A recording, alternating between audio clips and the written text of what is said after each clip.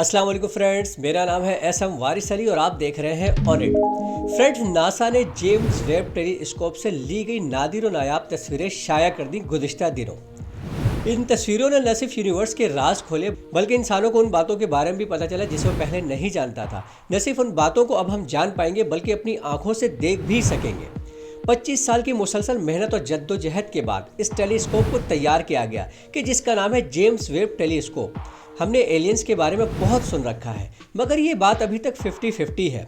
लेकिन इस टेलीस्कोप ने एक ऐसी तस्वीर को कैप्चर्ड की है कि जिसे देखकर यह अंदाज़ा लगाया जा सकता है कि खला में कोई ना कोई मौजूद ज़रूर है।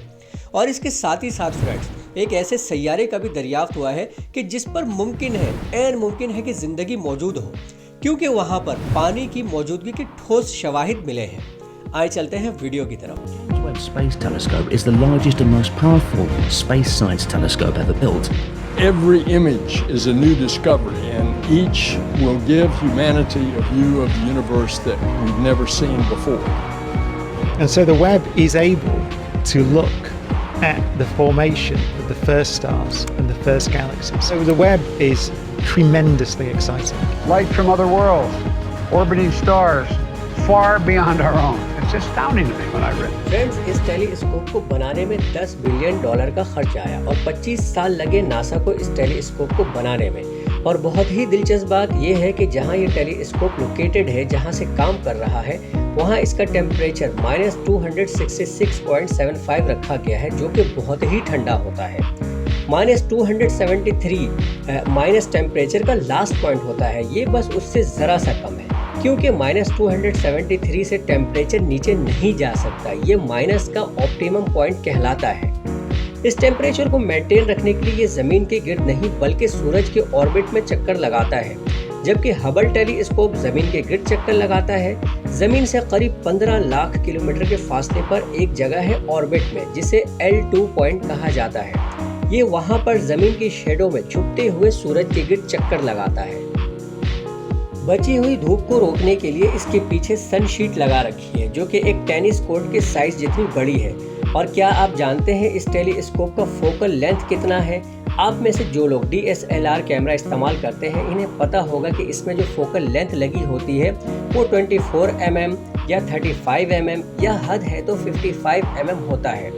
जेम्स टेलीस्कोप में जो फोकल लेंथ लगी है वो इससे 2500 गुना से भी ज़्यादा है, यानी 131.4 मीटर का फोकल लेंथ।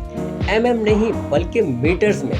इसका जो मेन मिरर है, इसका ही वजन सिर्फ 705 kg है। आए इन फोटोज की बात करते हैं जो जेम्स टेलीस्कोप ने ली। लेकिन इससे पहले एक बात समझ लें, हमारा जो इलेक्ट्रोमैग्नेटिक स्पेक्ट्रम होता है, अलग अलग EM वेव्स अलग अलग वेवलेंथ की होती है। इसमें एक छोटा सा स्पेक्ट्रम होता है विजिबल लाइट का, कि जिन लाइट को हम अपनी आंखों से देख सकते हैं। Rainbow colours violet, indigo, blue, green, yellow, orange, red. इस वेवलेंथ की रेंज होती है 0.38 to 0.7 माइक्रोमीटर। रेड से बड़ी जो वेवलेंथ होती है इसे हम इंफ्रारेड कहते हैं। और जिस वेवलेंथ में ये जेम्स टेलीस्कोप फोटो खींच सकता है वो है 0.6 to 28 माइक्रोमीटर। थोड़ा सा ओवरलैप है रेड लाइट के साथ, लेकिन मेनली ये टेलीस्कोप इंफ्रारेड में काम। इसका फ़ायदा ये है कि जो क्लाउड्स और गैसेस होती हैं ये इससे पार देख सकता है, क्योंकि इंफ्रारेड की वेवलेंथ बड़ी होती है। जितनी बड़ी वेवलेंथ होती है इतना ही आसान होता है ऑब्जेक्ट के आर पार देखना।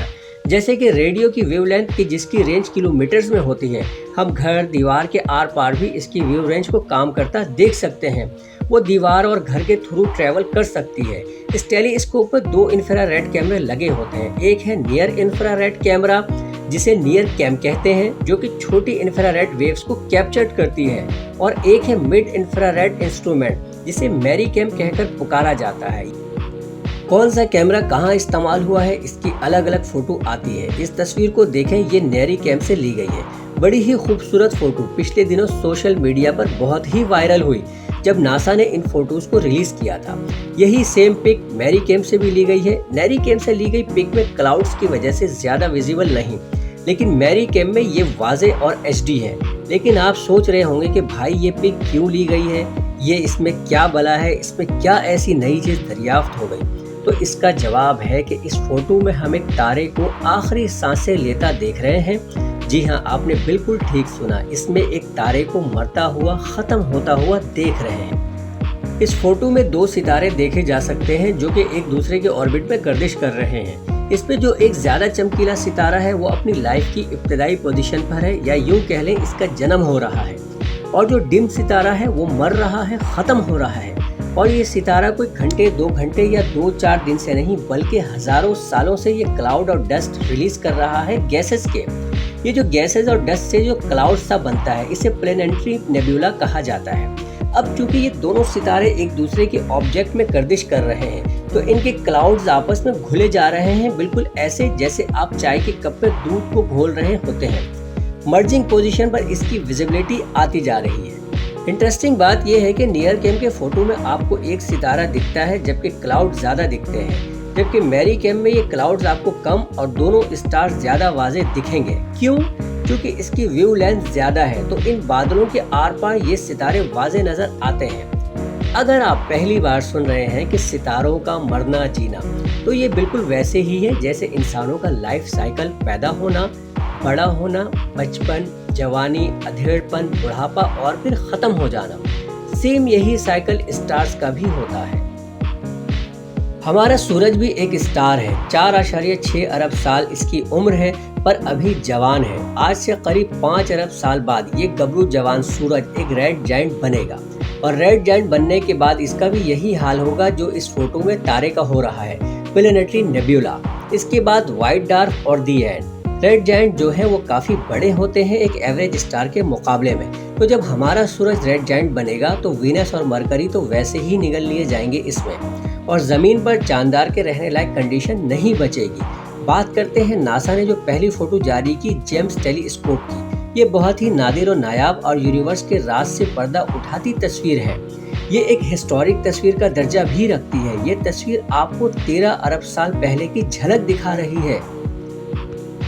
अमेरिकन सदर जो बाइडेन का कहना है कि ये एक नई खिड़की है यूनिवर्स की हिस्ट्री में। Into the history of our universe. And today we're going to get a glimpse of the first light to shine through that window. इस फोटो में बेसिकली गैलेक्सी क्लस्टर देखा जा सकता है। SMACS 0723 जो गैलेक्सीज हमारे कैमरे के ज्यादा नजदीक है, इनका ग्रेविटेशनल फोर्स इतना ज्यादा है कि वो डिस्टॉर्ट करने लगती है पीछे से आने वाली लाइट्स को। एक तरीके का मैग्नीफाइंग ग्लास क्रिएट हो जाता है। इस फिनोमिना को नाम दिया गया है ग्रेविटेशनल लेंसिंग। इसकी मदद से हम और भी पीछे के ऑब्जेक्ट देख पा रहे हैं। अब ये कोई ऐसी पिक नहीं कि टेलीस्कोप ने क्लिक किया और खींच गई, जैसे आपने कैमरा उठाया, बटन दबाया, क्लिक किया, पिक्चर कैप्चर्ड हो गई। ऐसा बिल्कुल नहीं है। इस तस्वीर को लेने में 12.5 घंटे लगे। एक्चुअली में टेलीस्कोप ने ढेर सारी इमेजेस ली, अलग अलग व्यू लेंथ पर, बाद में इन्हें यकजा किया गया और ये हम कंबाइंड फोटो देख रहे हैं। इसमें जो गैलेक्सीज ज्यादा रेड कलर की दिख रही हैं वो हमसे उतनी ही ज्यादा दूरी पर है। पास और दूर की बात जब हम कर रहे हैं तो इस फोटो को देखें जिसे स्टीफन क्विंट का नाम दिया गया है। बेसिकली ये 5 गैलेक्सीज का एक क्लस्टर है। क्विंट 5 जो प्रीफिक्स है वो 5 के लिए इस्तेमाल होता है, जबकि क्वार्ट जो है वो 4 के लिए या 4 के लिए इस्तेमाल होता है। तो ये क्विंटेड एक्चुअली क्वार्टेड ज्यादा है, क्योंकि जो लेफ्ट साइड गैलेक्सी है वो हमसे 40 मिलियन लाइट ईयर की दूरी पर है, और जो बाकी 4 गैलेक्सीज हैं वो 290 मिलियन लाइट ईयर की दूरी पर हैं। तो ये 5 दिखते तो एक साथ हैं, मगर एक काफी दूरी पर है, जबकि 4 एक साथ है। अब इसे आप ऐसे कंफर्म करें, लेफ्ट साइड वाली एक गैलेक्सी ज्यादा साफ दिख रही है, जबकि बाकी 4 ब्लर्ड है। ये 4 गैलेक्सीज असल में इतने करीब हैं कि इनके डस्ट और स्टार्स एक दूसरे के साथ इंटरेक्ट करने लग रहे हैं। एक दूसरे का ग्रेविटेशनल असर एक दूसरे पर दिखने लग रहा है, और साइंसदानों के लिए यही चीज बड़ी तवज्जो का मरकज बनती है। साइंसदान बुनियादी तौर पर ये जानना चाहते हैं कि गैलेक्सीज जब एक दूसरे के इतने नजदीक आ जाती हैं तो क्या होता है। इसके बाद है सबसे खूबसूरत तस्वीर के, जिसमें हम एक तारे का जन्म होता देख सकते हैं। पहले हमने डेथ ऑफ स्टार देखी, अब बर्थ ऑफ स्टार देखेंगे। ये जो पहाड़ियाँ सी दिख रही हैं, साइंसदानों ने इन्हें कॉस्मिक क्लिफ्स का नाम दिया है। ये दरअसल में एक नेबुला बन रहा है। नेबुला असल में एक ब्राइट एरिया है जो कि डस्ट और गैस के क्लाउड से बनता है, एक बड़ा सा बादल जैसा हिस्सा। हिंदी में निहारिका कहते हैं इसे। ये तस्वीर है करीना नेब्यूला की, जो हमारी जमीन से 7500 लाइट ईयर दूरी पर है और यहाँ पर यूनिवर्स का सबसे जवान सितारा या नौमौलूद सितारा भी कहा जाता है। उसकी मौजूदा उम्र सिर्फ और सिर्फ 5 लाख साल है। ये 230 लाइट ईयर तक फैला हुआ है। आसमान का सबसे ब्राइट ऑब्जेक्ट है। इस तस्वीर में रेड डॉट्स हैं, वो असल में न्यू ग्रोइंग स्टार्स हैं। अब आते हैं सबसे इंटरेस्टिंग फोटो की तरफ, जो कि असल में फोटो है ही नहीं। साइंसदानों को इसमें बड़ी दिलचस्पी है। ये है एक spectrograph data webs 96b planet का। ये एक एक्सोप्लैनेट है जो हमसे 1150 लाइट ईयर दूरी पर है। एक्सोप्लैनेट क्या होता है? वो प्लैनेट जो हमारे सोलर सिस्टम के बाहर का प्लैनेट होता है उसे एक्सोप्लैनेट कहते हैं। जेम्स टेलीस्कोप पर इन 2 मेन कैमरे के अलावा एक नीरज लगा है। नीरज बेसिकली शॉर्ट फॉर्म है near infrared imager and slitless spectrograph का। स्पेक्ट्रोग्राफ वो इंस्ट्रूमेंट होता है जो लाइट्स के वेव की अलग अलग इंटेंसिटी को मेजर कर सकता है। इस नीरज से करीब 6.5 घंटे तक इस प्लैनेट से आने वाली लाइट्स को मेजर किया गया और इस मेजरमेंट का नतीजा ये लाइट्स का कर्व निकला। ये डेटा जो इस ग्राफ पर प्लॉट किया गया है, इससे पानी की मौजूदगी का पता चलता है, H2O का, और इसके साथ साथ कुछ हेज और क्लाउड्स भी मौजूद हैं।